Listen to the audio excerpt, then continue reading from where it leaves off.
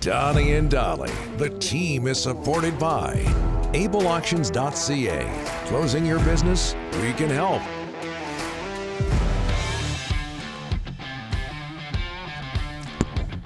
Tuesday, and all of today's guests, including Scott Moore, standing by. Brought to you by the Bayside Oceanfront Resort. Looking for a winter getaway? The Bayside is the perfect spot. When you stay a minimum of 2 nights, weekends included, between now and February 29th, you can get 25% off their best rate. Must call and book directly through the hotel. Call 250-248-8333 to book today. Scott Moore is going to join us in a matter of moments. Former head of CBC Sports, ex-Sportsnet boss, president of broadcasting for Rogers legend Media. Scott's been appointed by Ryan Prince Harry as CEO of the 2025 Invictus Games in Vancouver Whistler, February 6th to 17th. Less than a year away. For people who don't know, the Invictus Games, an international multi-sport competition for wounded, injured, and sick servicemen and women. They've been going on since 2014. 2017 was held in Toronto, and Scott Moore, my old boss, one of your old bosses. My old boss. Joins us now. Scott, thanks for doing this, sir. How are you? I'm great. It's like old home week. I've gone from working with Don, the king, to now working with the prince. Oh, Prince Harry. Oh, you had that ready to go. That's beautiful. Now, did you get interviewed by Prince Harry? Did you meet him, or was it his people who did the job? The Invictus Games people interviewed me, the board for Invictus Games 2025. But I'm meeting the Duke and Duchess tomorrow. I'm looking forward to it. It'll be my first meeting with them. I've rehearsed. Well, I just refer to them the same way I would refer to you, sir. Say hi to them for me, okay? Thanks, Scott. I will. CEO of the Invictus Games. Imagine there's a broadcast component to this, but what's your role, Scott? Role is to put on the best ever Invictus Games. We've got up to 25 nations participating in 11 sports, 550 athletes, all going through their own journey, whether they're physically injured, have mental health issues. We use the games, they use the games as part of their recovery journey. It's really something different. You know, it's about sport, but it's not about sport. It's sport as transformative and as a way of growing personally. So it's very different. My job is to work with broadcaster sponsors, the participating nations, to make sure we put on a spectacular games and that we engage the folks in the Lower Mainland and all across the country. Is there a broadcasting deal to be struck here, Scott? There will be a broadcast deal to be struck. That's one of my first priorities. We're also making sure we have enough money to stage the games. I was thrilled when I did my research before accepting the job that the team is 95% there on their funding to their revenue budget, but I'd like to increase that budget so that we can do some even more spectacular things, and part of that is getting a broadcast deal in place. Scott, what are some of the other goals? Raise the profile of the games maybe for you, Scott? Yeah, this is going to be the first ever winter Invictus Games. So one of the goals is to leave a legacy of adaptive winter sport in places where they might not necessarily have it. We have 19 countries represented at our training camp up here at Whistler. By the way, gorgeous day in Whistler. And one of the athletes that's here, one of the participants that's here is from Nigeria.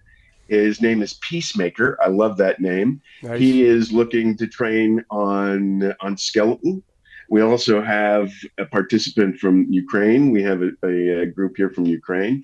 And I met Sergey, who's the participant, on Sunday. He was getting fitted. This is a man who lost an arm and a leg in battle, and he wants to do the skeleton. He was getting onto the skeleton at the Sheraton Wall Center to see if it would work.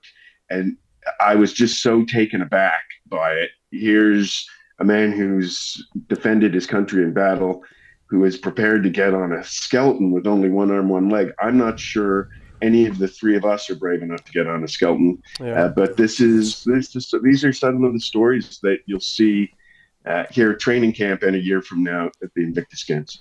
What about Vancouver Whistler, some of the facilities that are going to be used, Scott?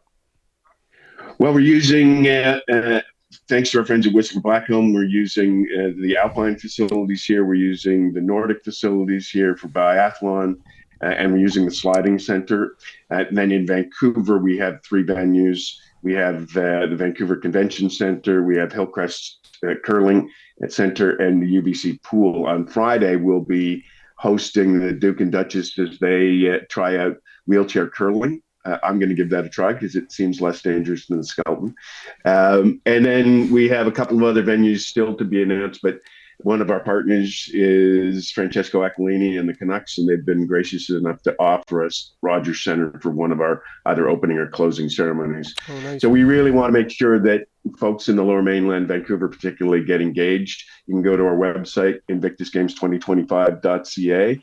You'll be able to purchase tickets in the next few months, but you can sign up to be a volunteer. We already have 15,000 people who have expressed an interest in volunteering. Yeah, wow. It's amazing. That's good news. Talking with Scott Moore, CEO of the Invictus Games 2025, Vancouver Whistler. Scott, if you don't mind, I want to talk a little broadcasting, if you don't mind. How would you describe, and layoffs are just such a regular occurrence, as Rick and I both know, and you as well, in this country. How would you describe the state of media broadcasting in this country right now? Woeful.